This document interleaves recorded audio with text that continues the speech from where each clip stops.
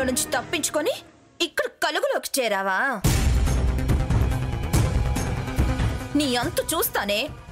చావు చావే చావు చావే చావు. ఈ రోజు నా చేతిలో ఏం చేస్తున్నావే? ఎలుకమ్మా ఎలుక మనల్ని నరక యాతన పెడుతుంది కదా. చావే చావు చావే. అయ్యో ఏంటి అది? చచ్చిందాన్ని ఇంకా ఎందుకంత కసిగా కొడుతున్నావు? కొట్టక జాలి చూపించాలా? ఇంట్లో దూరి తిని బలిసింది కాక మనల్ని నరక యాతన పెడుతుంది. చావే చావు. నా బట్టలు కూడా కొట్టేసింది. అలాంటి దాన్ని పూజించాలా? చచ్చాక ఫోటో పెట్టి దండ వేయాలా? ముద్ద నష్టపుది. చావే చావు చావు. చచ్చిందని వదలద్దమ్మా. ఎక్కడో పుట్టి ఇక్కడ చేరి దానిష్టం వచ్చినట్టు ప్రవర్తిస్తే ఊరుకుంటామమ్మా? చావాల్సిందే. చచ్చినట్టు నటిస్తూ మనల్ని చావు తిప్పలు పెడుతుంది. చావే చావు. స్వర్ణ ఏంటే నటించడం ఏంటి? ఆగు ఆగు, అది చచ్చిపోయిందే. నీకు తెలీదమ్మా? తెలివి మీరిన ఎలుకిది. తెగబలిసిన ఎలుక, తెంపతను ఎలుక అతి తెలివి ప్రదర్శిస్తుంది. చావే చావు చావు చావు. నలిపేయాలమ్మా దీన్ని నామరూపం లేకుండా చేయాలమ్మా.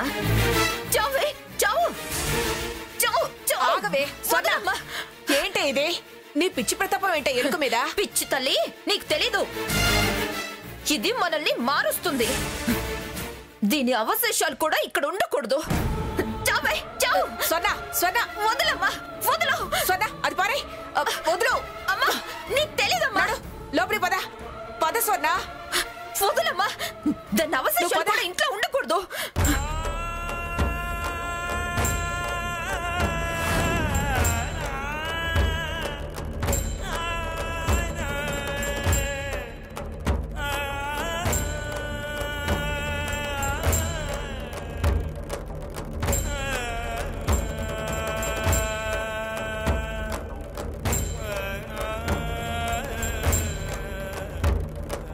తొందరపడ్డం ఎందుకు?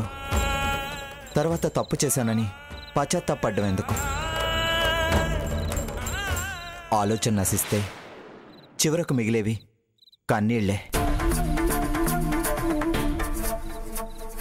తుడుచుకుంటే తడిపోవచ్చు, కానీ చేసిన తప్పు పోదు సీత. నేనేం తప్పు చేయలేదు.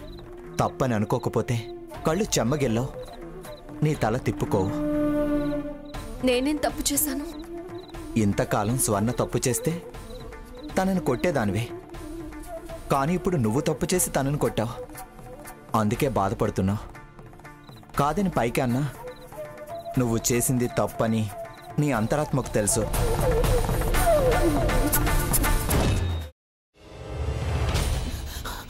నువ్వు ఇంకేమన్నా చెప్పాలా? ఇంకేమన్నా అబద్ధం చెప్పాలనుకుంటే చెప్పేయి. నేను చూడాలనుకుంటున్నాను నన్ను మోసం చేయడానికి నువ్వు ఎంత నీచానికి దిగజారగలవు అని.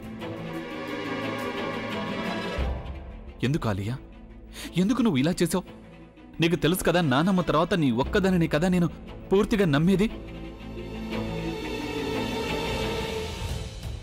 ఏమన్నావు నువ్వు? ఈ మధ్య అన్నిటినీ మర్చిపోతున్నావా? అది చాలు. వాటిలో ఉన్న శక్తి విషయాన్ని గ్రహించి మనకు వివరిస్తాయి.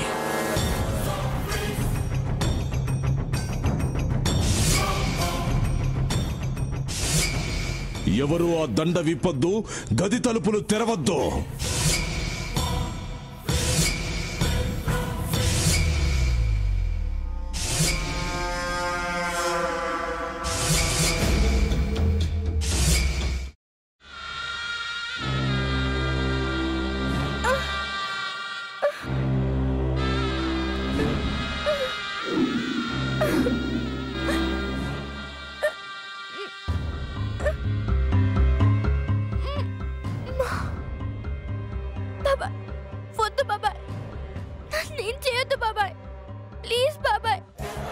నిజం తెలిసినప్పుడే నా ఆలోచనలో నువ్వు చచ్చిపోయావు. అబ్బా ప్లీజ్ కొంచెం తినండి ప్లీజ్. భీమారావు గారు మీరా? ఇగో మీరా కాదు సక్కుబాయ్. అవును, మీ పనామే లేచిపోయిందని చెప్పి కంప్లైంట్ ఇచ్చినావు కదా. రేయ్, ఆయన కంప్లైంట్ ఇచ్చింది లేచిపోయిందని కాదు, కనిపించడం లేదు అని. అట్లానా? సరే మేడం. ఇడియట్. ఆ వంట మనిషి పేరేంటన్నారు? రత్తాలు మేడం. ఏం పెద్ద మంచి, నీ వంట మంచిని కూడా మేడం అని పిలుస్తావా? రేయ్ హాఫ్ బ్రెయిన్,